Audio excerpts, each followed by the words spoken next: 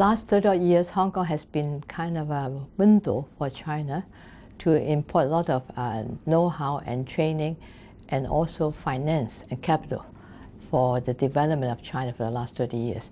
Nowadays, Hong Kong should be a kind of a gateway for Chinese industries and Chinese companies to use Hong Kong to jump overseas, international, to learn how to do business on the international market, and also to train the people in Hong Kong before they send them overseas.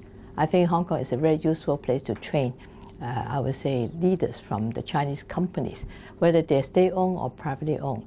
The next thing for Hong Kong to be serving the country in future is Hong Kong should be a much more, I would say, sophisticated place for capital financing and to work with the stock market overseas. Ms. Wu not only talked about her vision for Hong Kong as a CPPCC member, she also recounted the interesting story she had about her experience establishing the first joint venture with China 40 years ago after China opened up. It was quite an experience. Let's listen in.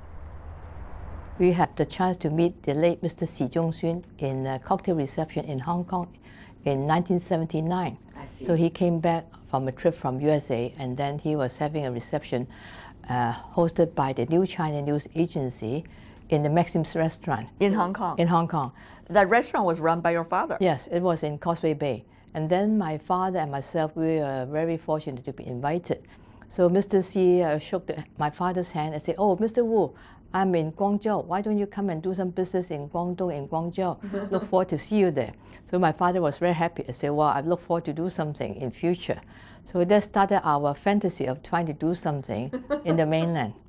And it was a very interesting start because after that, the former director of New China News Agency asked my father to go to meet him and said, "Mr. Wu, we have an invitation from Beijing for you to travel to Beijing to talk about a business." What kind of business was that? CAAC, which is actually the China Civil Aviation Administration of China.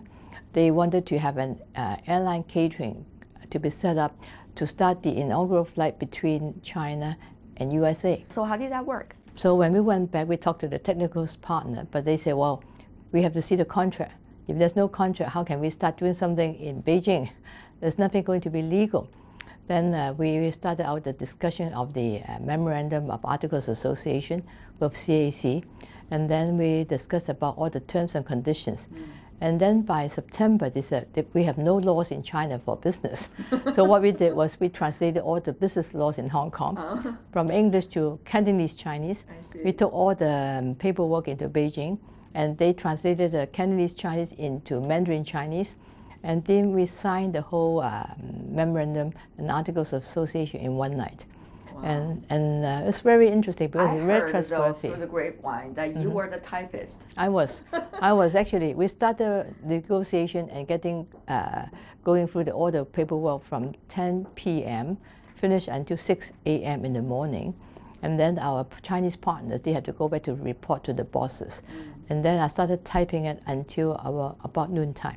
So when we started to sign the deal by 3 p.m. Oh, I have to also add one thing. My mother was making coffee for us too, to make sure that we are not sleeping. It's a totally family business. It's totally family business in those days, because I think in our heart we wanted to do something for our country. We wanted to make sure that it worked.